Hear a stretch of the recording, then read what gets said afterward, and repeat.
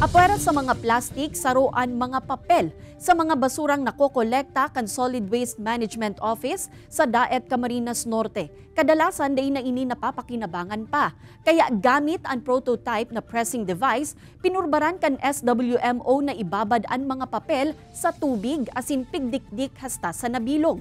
Inapod nindang paper charcoal ang finished product. Pagkatapos mabilog ang paper charcoal, pigbabalad ini sa saldang tanganing maalang asin magamit na panggatong como alternatibo sa uring nagikan sa kahoy.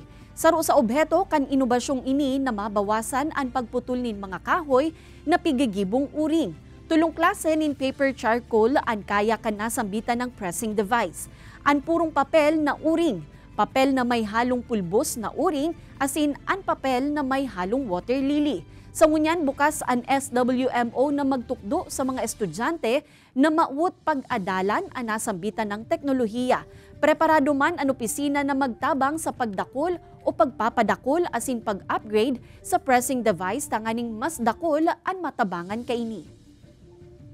Yung pong mga household, kung hanggat po maaari, ayaw natin na silang paggamitin yung mga uling na galing sa kahoy kasi nga po una po putol ng kahoy, igagatong lang.